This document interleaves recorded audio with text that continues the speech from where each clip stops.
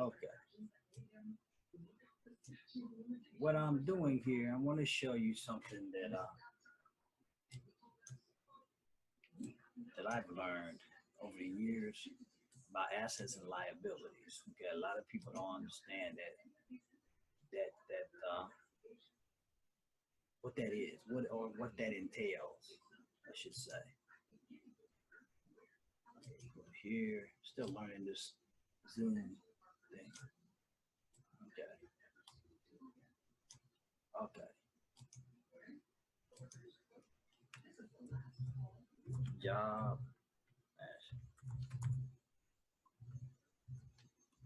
employee. Okay.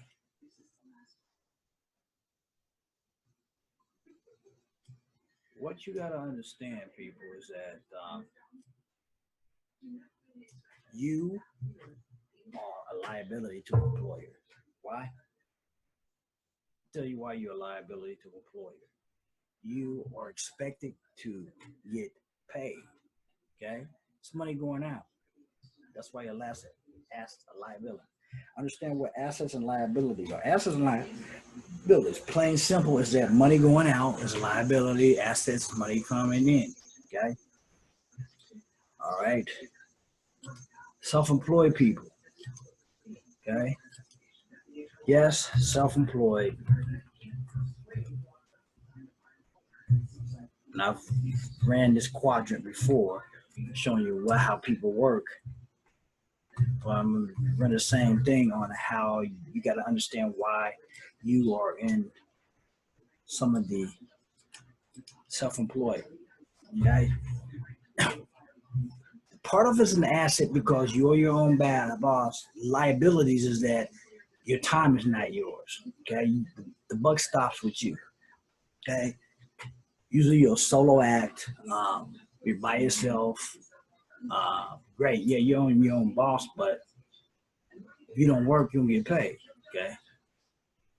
Sometimes, with a job, it might be better than this because at least with a job, you have some kind of benefits, but it's not that great because they determine whether they want to pay you or not. So you may not get paid for taking some time off or whatever. You might not, and you working for somebody else.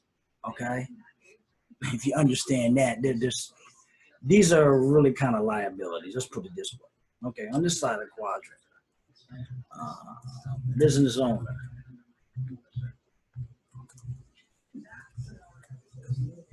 Business, business owner.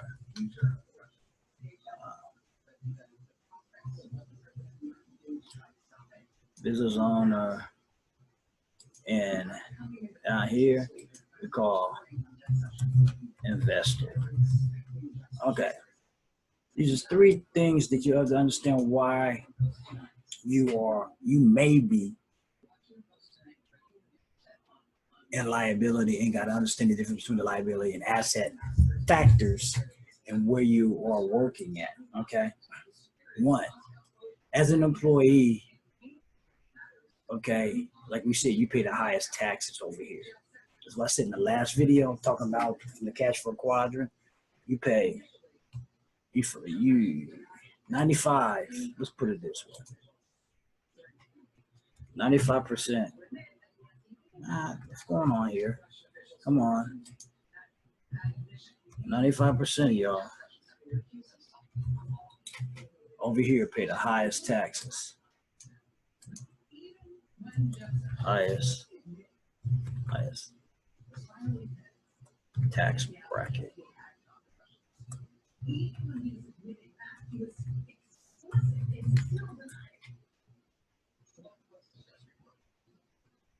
In the highest tax bracket. Okay. 95% of y'all, 95% of y'all over here. The other part of this is that these guys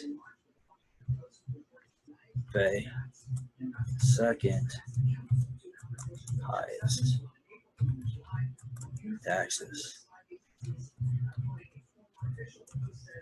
Taxes and time starved.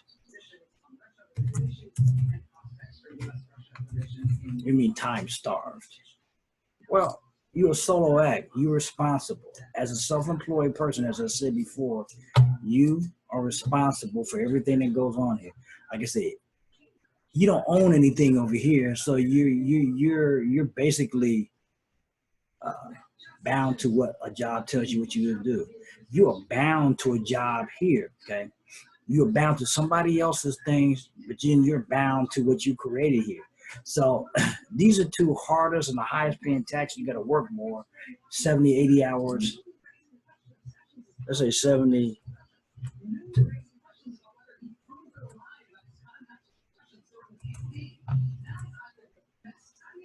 I can't get it out of 280. I'm messing up here. 280 hours weekly. Okay, this is for you guys who are talking about, I want to work for myself. Well, I understand for that. But understand something too. I want you to understand something also. What the rich do. Rich don't work like this. Okay? This is what you got to understand. This is not an asset. Remember I said rich and asset? Okay. This is what everybody here, 95% of y'all over here. Okay? Now the rich, let's see. Let's see. The wealthy. I should say the wealthy. 1%. Okay, 1%ers. 1%ers. Let me take this off.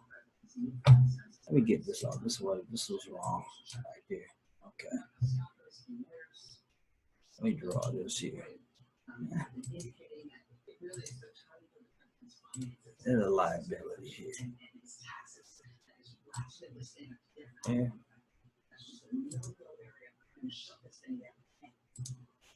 Try to get okay. The rich do this, people. This is what the rich do.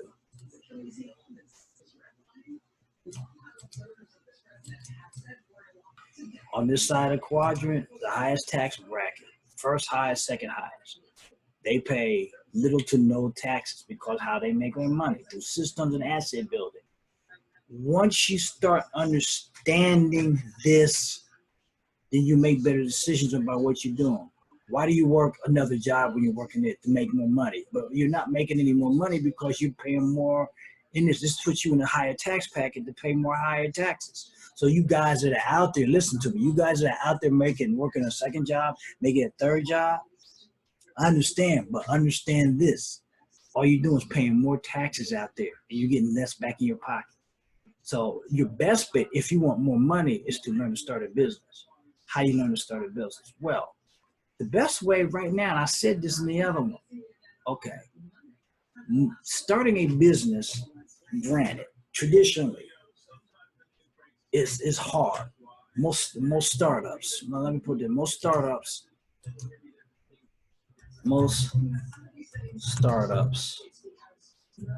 cost, I say 65K to 100K. Okay. Most people don't have that kind of money laying around. Okay. What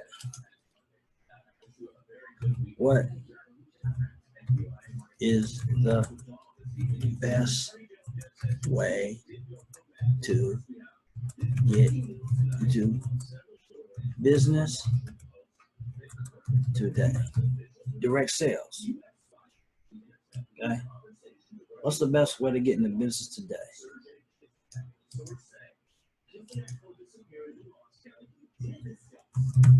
Network marketing. Low startup. Potential high income. Okay, this is the reason. Network marketing is potentially high income, low startup. Okay, one of the things you got to understand, like I said this in the last video, once you usually start in network marketing, because you start off as a self-employed, you are a contracted employee with those companies. Okay, understand that. That's why I'm saying you start out over here, but you want to end up here. A lot of times you work in between these two. Okay, when you start understanding the business, you work in between these two, and then once you start getting some money, you get involved with some other investments. That's what happens. Okay. That's what the rich do. You make contacts and network, hence the word network marketing.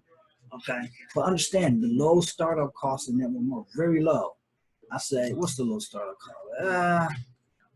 I say 150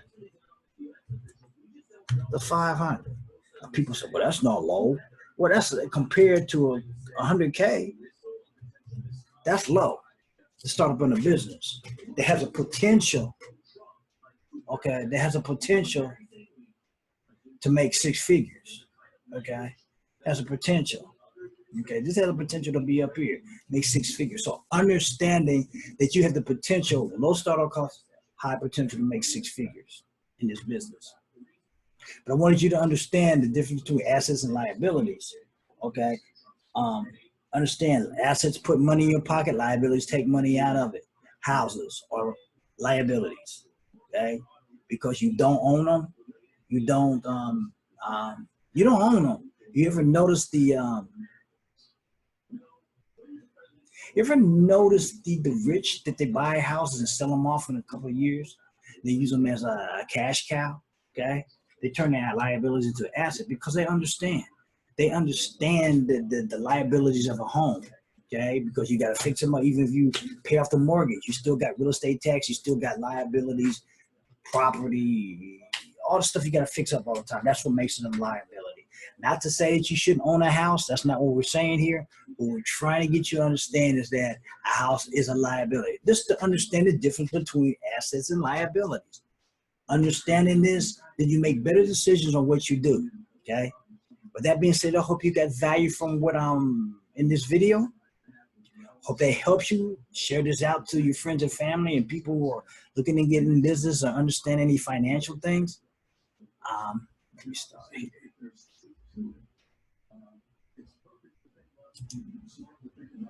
Okay. With that being said, this is Greg Smith again. Straight Talk of Greg Smith.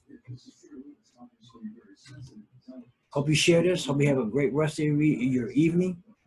Peace out. And we'll talk to you later. See you on the next video. Take care.